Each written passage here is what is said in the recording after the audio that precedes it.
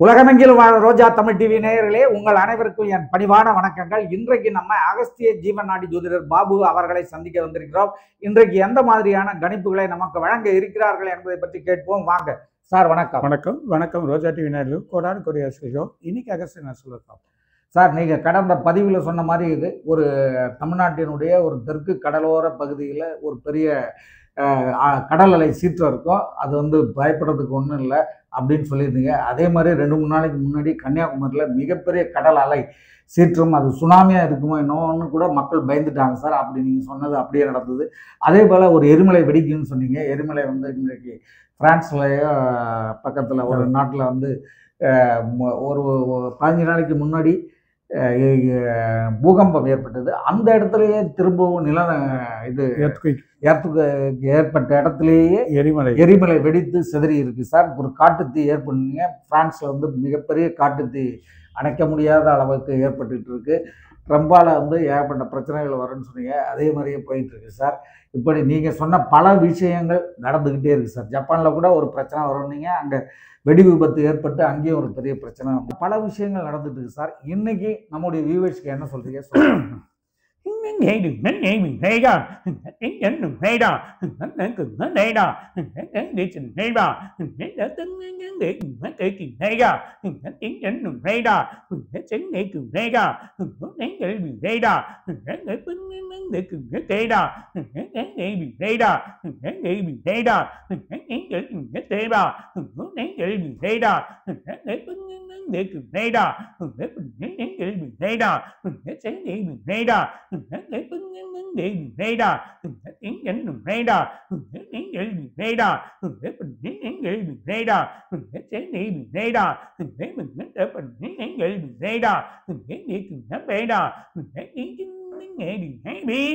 ஒரு பள்ளியில பிரச்சனை ஏற்படும். அந்த பிரச்சனையால மற்ற பள்ளிக்கு சில குழப்பங்கள் ஏற்படும். அந்த மாதிரி நிலைமை ஏற்படுறத நம்ம பார்க்க போறோம்.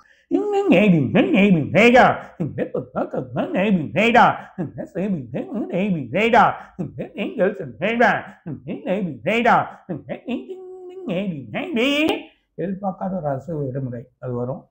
நல்லதுக்கு தான். நல்ல ஒரு எதிர்பார்க்காம வழியா நமக்கு வரும்.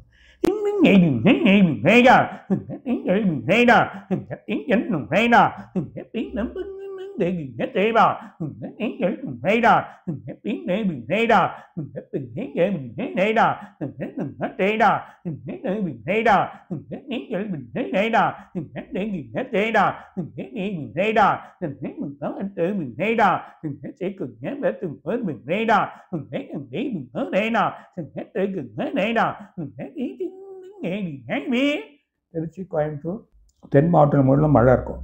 அது இல்லாமல் அதாவது கோயம்புத்தூர் அந்த ஏரியா இல்லைன்னா குன்னூர் அந்த பக்கம்லாம் மலை அடிவாரத்தில் இருக்கவங்களாம் கொஞ்சம் கவனத்தோடு இருக்கிறது நல்லது.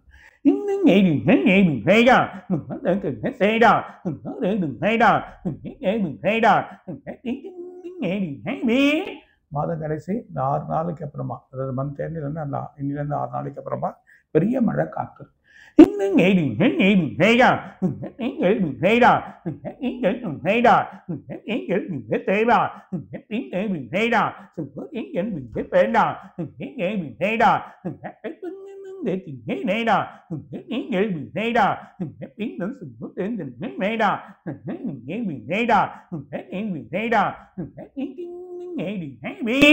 சூடோட வெப்பம் அதிகமாக இருக்கு. ரொம்ப கவனமா இருக்கணும். இந்த வெப்பத்தினால டீஹைட்ரேட் பாடி ரொம்ப இதுவாகுது. நிறைய தண்ணி குடிக்கும். நிறைய பேர் தண்ணி தேவைப்படுது. சில பேர் தொண்டை வந்தது சரியில்லைன்னு நினைக்காதீங்க. தண்ணி நிறைய குடிக்கிறது பாருங்க. ஏன்னா அது ரொம்ப ஒரு எஃபெக்ட் ஆகிறதுக்கான வாய்ப்புகள் அதிகமாக இருக்கு.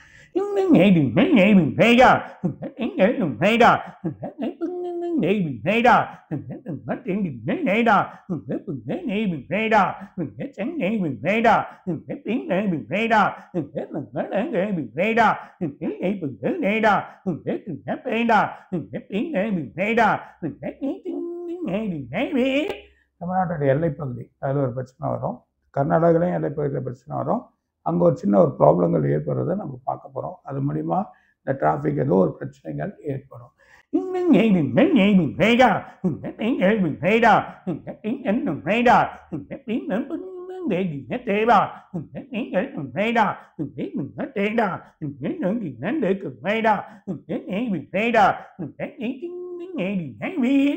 வெளிநாட்டில் இன்னும் 2 கார்டு பற்றிக்கிறத நம்ம பார்க்க போகிறோம்.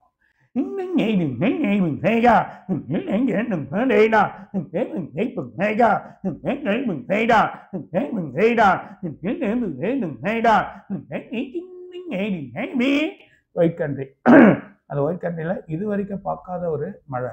இது வரைக்கும் அந்த கண்ட்ரியில் இது வரைக்கும் மழைன்றது இருக்காது அவ்வளோவா. ஆனால் அந்த மழையை பார்த்துருவாங்க. எதிர்பார்க்காத மிகப்பெரிய வெள்ளத்தை பார்க்கக்கூடிய நிலைமை இருக்கு.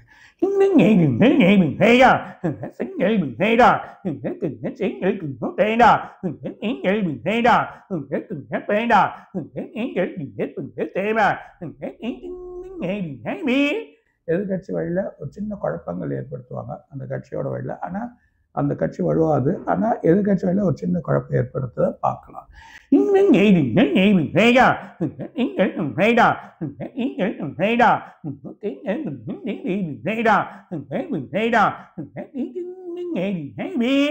ஒரு ஸ்டேட்டில் முக்கிய மந்திரி, அதாவது கொஞ்சம் அவர் ஓடிடலாம், இல்லைன்னா அவருக்கு பிரச்சனையாகலாம், ஒரு பெரிய குழப்பம் ஏற்படுறது ஒரு ஸ்டேட்டில் ஒரு முக்கிய மந்திரிக்கு நடக்கும்.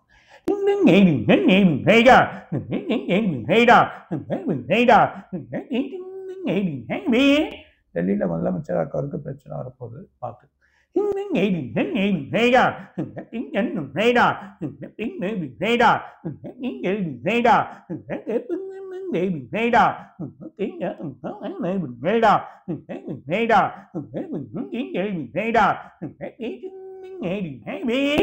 ஒரு பேங்க்ல ஒரு பெரிய பிரச்சனை இருக்கு, ஒரு முக்கிய ஆவணங்களோ இல்லை அந்த ஆவணத்துக்குரியதோ ஒரு பேங்க்ல ஒரு பெரிய குழப்பம் ஏற்படுறத பார்க்கலாம்.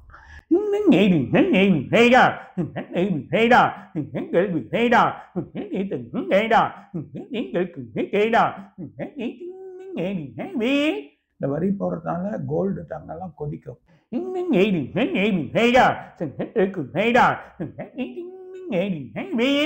இது குறைஞ்சிரும். அதாவது ஷேர் மார்க்கெட் ரொம்ப கேர்ஃபுல்லாக இருக்கும். அப்படியே வெளித்தங்க ஏறினாலும் 14லேருந்து 21ஆம் தேதி வரைக்கும் கேர்ஃபுல்லாக இருக்கும். அங்கே குறையத்துக்கு கொஞ்சம் வாய்ப்பு இருக்குது. அப்படி குறைஞ்சி திரும்ப ஏறோம், நாங்கள் குறையத்துக்கு நிறைய ஒரு சடனாக இறங்கி ஏறதை பார்க்க போகிறோம்.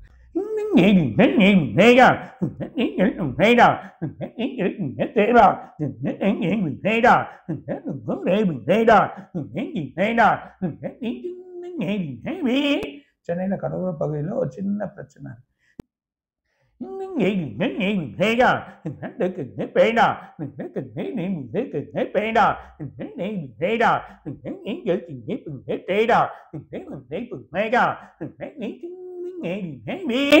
நடுக்கரையில் ஒரு பெரிய கப்பல் எண்ணெயோட இது தீப்பற்றிக்கும். இது வரைக்கும் பார்க்காத ஒரு கிடங்கு, அது எரியறதை நம்ம பார்க்கலாம்.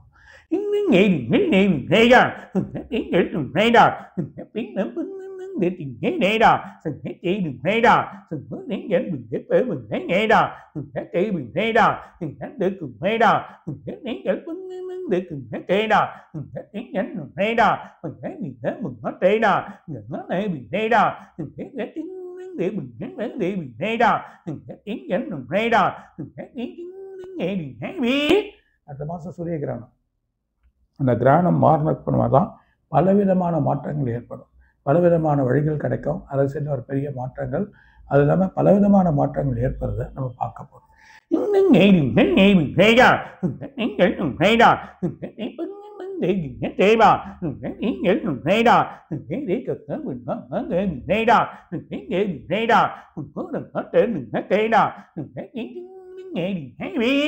அமெரிக்கா வளாகம் முழுதுமே பெரிய போராட்டம், அந்த மாதிரி நிலைமை ஏற்படுறத பார்க்கணும்.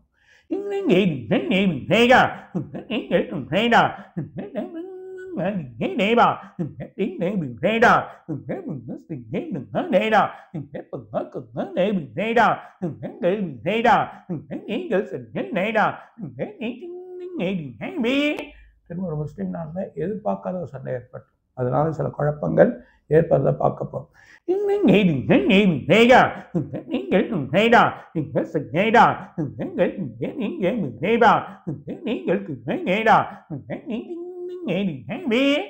ட்ரம்போட செயலால் டாலர் ஏறி இருக்கும், நல்லா ஏறி இருக்குது. அது சடனாக ஏதோ ஒரு இடத்துல மதிப்பு குறையத்துக்கு வாய்ப்பு உண்டு. ஆனால் இன்னும் டாலர் ஏறும். ஏறி அந்த இடத்துல மதிப்பு குறையும்.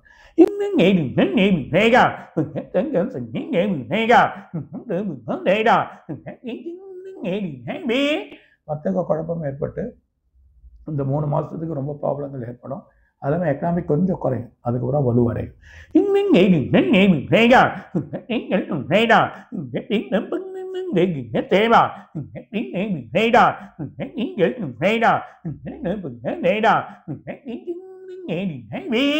இன்னும் நிறைய இருக்கு, அடுத்த வாரம் சொல்றேன். சார் நீங்கள் சொன்ன மாதிரியே வந்து பல விஷயங்கள் நடந்திருக்கு. அந்த ஆமா. ட்ரம்ப் விஷயம் வந்து ட்ரம்ப் இப்போ வந்து இந்தியாவுக்கு 50% வரியை உயர்த்திட்டாரு, ஆமா. இன்னும் உயர்த்துவேன்னு சொல்லியிருக்காரு. இதனால் வந்து ஒரு பெரிய உலக அளவில் பொருளாதாரத்திலையும் பதற்றம் ஏற்பட்டிருக்கு, இந்தியாவிலையும் மிகப்பெரிய பதற்றம் ஏற்பட்டிருக்கு. இது எப்படி போகும், என்ன ஆகும் அப்படிங்கிறத சொல்லுங்க.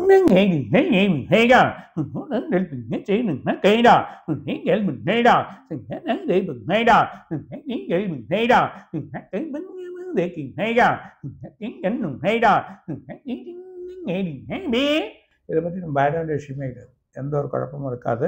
ஆனால் கூடுதல் ஆளுங்கள்லாம் பேசுவாங்க, அதுக்கான வழிமுறைகள் பண்ணி குறைக்கிறதுக்கு பார்ப்பாங்க. இருந்தாலும் எங்கே நம்மளோட எக்கனாமிக் வந்து கொஞ்சம் 3 மாதம் டம்ப் ஆகும் தவிர திரும்ப ரைஸ் ஆகிடும்.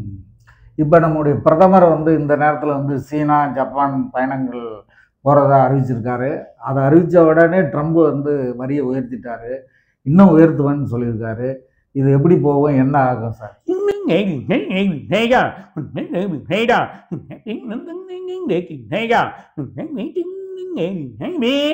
ஒன்றுமே ஆகாது. ரஷ்யாவில் வந்து நம்ம எண்ணெய் வாங்குறது மற்ற வர்த்தகம்லாம் வச்சுக்கிறதால தான் இதை நம்ம ஆமா, பண்ணுறோம் சொல்கிறாரு. இப்படி வந்து பல மிரட்டல்கள் வந்து அமெரிக்கா மூலமா நமக்கு வந்துட்டு இருக்கு. இதனால் பொருளாதாரம் வந்து ரொம்ப சரிஞ்சு போயிடுமா என்ன?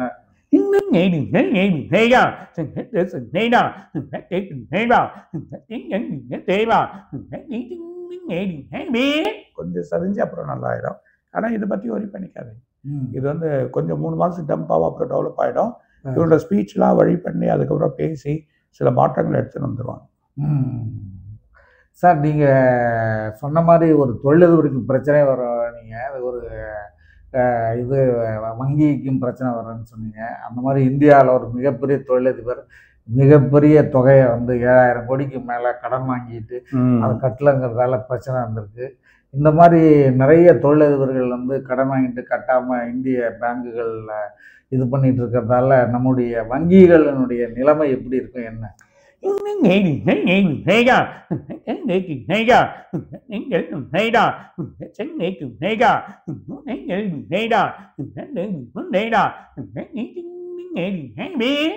ரெண்டு மூணு பேங்க் தான் அந்த பிரச்சனைகள், ஆனால் மற்ற பேங்க்லாம் நல்லா தான் இருக்குது. ஆனால் பயப்பட வேண்டிய விஷயம் கிடையாது. இதுக்கான வழி அவங்க செலுத்துவாங்க. அவங்கக்கிட்ட வேறு ரூட்ஸில் ஏதோ ஒரு பணம் இருக்கும், அது செலுத்துவாங்க இப்போ இருக்கிறக்கிட்ட. ஆனால் முதல்ல ஓடினவங்களாம் வராது, இப்போ இருக்கிறக்கிட்ட வழி. சார், ஆளுங்கட்சியில் இருக்கிற கூட்டணி கட்சிகள்லாம் வெளியேறும் அப்படிங்கிற மாதிரி பேசிகிட்டு இருக்காங்க. அப்படி ஏதாவது நடக்க வாய்ப்பு உண்டா? ஆளுங்கட்சியினுடைய கூட்டணி வந்து கொஞ்சம் வந்து ஆட்டம் காணுமா என்ன அப்படிங்கிறத சொல்லுங்கள்.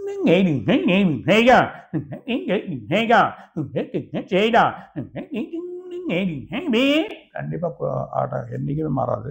ஆனால் ஒரு கட்சி மட்டும் கொஞ்சம் குழப்பமாய் அப்புறம் சரியாயிடும். சார், இப்போ நீங்கள் வந்து இந்த இமயமலையில் மேக வெடிப்பில் மிகப்பெரிய பாதிப்புகள் ஏற்படும், யாரும் அங்கே போகாதீங்க, இமயமலைக்கு போகிறதெல்லாம் ஒரு 6 மாதம் நிறுத்தி வைங்க அப்படின்னு சொல்லியிருந்தீங்க.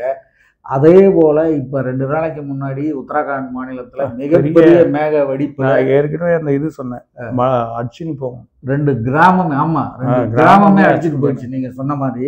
இப்போ மீண்டும் அந்த மாதிரி ஏதாவது பிரச்சனைகள் வருமா என்ன அப்படின்னு சொல்லுங்க.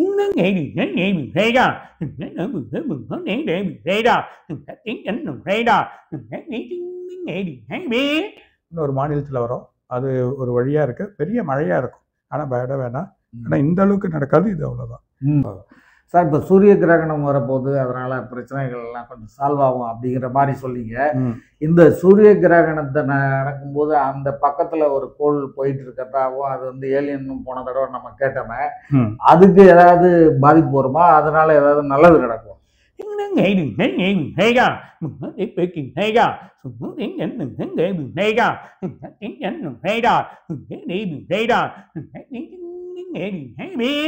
பாதிப்பு இல்லை, சூரியனை நெருங்க முடியாது எதுவுமே. ஆனால் பாதிப்பு கிடையாது. அடுத்த வருஷம் 2026 தான் இந்த சூரிய குடும்பங்களுக்கெல்லாம் சில பிரச்சனை இருக்குது, அதை பற்றி நம்ம தனியாக சொல்கிறோம். சார், இப்போ இந்த சூரிய கிரகணத்தால் எந்தெந்த ராசிகளுக்கு நல்லது நடக்கும், எந்தெந்த ராசிகளுக்கு பாதிப்பு வரும்?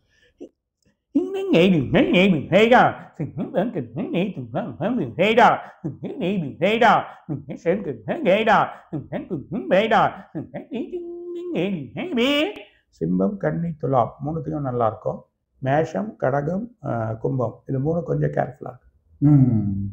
சார், இப்போ அஜித் வந்து 38 ஆண்டு சினிமாவில் இருந்ததுக்காக ஒரு அறிக்கை விட்டுருக்காரு. அந்த அறிக்கையில் வந்து அவர் சினிமாவில் இருக்கிறவங்க எல்லாருக்கும் நன்றி அப்படிங்கிற மாதிரி சொல்லியிருக்காரு. அப்புறம் இந்த ரேஸை பற்றி அவர் சொல்லியிருக்காரு. அதே நேரத்தில் எனக்கு வந்து இந்த பத்மபூஷன் விருது கொடுத்த இந்த ஜனாதிபதிக்கும் பிரதமருக்கும் நன்றியெல்லாம் சொல்லியிருக்காரு. இதெல்லாம் வச்சு பார்க்கும்போது அவர் வந்து ஒரு இந்தியாவை ஆளக்கூடிய ஒரு ஆளுங்கட்சி பக்கம் அவர் போவார், அவருக்கான வாய்ப்புகள் இருக்குது அப்படிங்கிற மாதிரி சொல்கிறாங்க. அந்த மாதிரி ஏதாவது நடக்குமா சார்?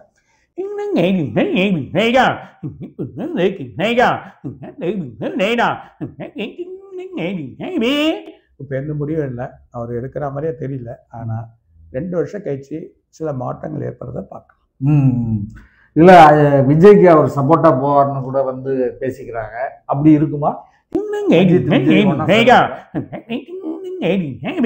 அவங்க 2 பேருமே நட்பு தான், வாய்ப்பு இருக்கு.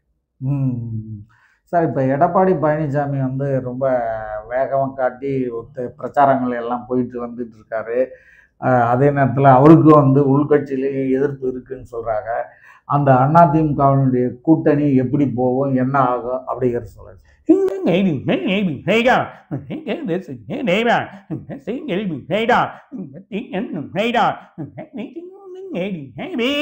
அவர் தான் வழி நடத்த முடியும். கடைசியில் அவர் கூட நிறைய பேர் சேருவாங்க. இப்போ இந்த தங்கம் வெள்ளியினுடைய விலை வந்து நாளுக்கு நாள் திடீர்னு தங்கம் விலை ஏறுது, சும்மா கொஞ்சோண்டு குறையுது. இப்போ ஆனாலும் ஏறிக்கிட்டே தான் போகுது. இப்போ வந்து ஒரு சவரனுடைய தங்கம் ₹1,00,000 மேலே போயிடுச்சு சார். இது எந்த நிலைக்கு போகும், என்ன ஆகும்? $10,500 11,000 போயிடும். அப்போ கொஞ்சம் விழும். $12,000 கிராஸ் ஆகிடும். அதுக்கப்புறமா மார்க்கெட் தெரியும். இந்த உலக பொருளாதாரம் இந்த ட்ரம்போடைய அறிவிப்புகள், வரி விதிப்புகளால் வந்து ஷேர் மார்க்கெட் ரொம்ப டவுன் ஆகுமா சார்? ஷேர் மார்க்கெட் நிலையாக இருக்குமா? ஷேர் மார்க்கெட்டில் முதலீடு பண்ணவங்களாம் என்ன ஆவாங்க அப்படின்னு சொல்லுங்கள் சார்.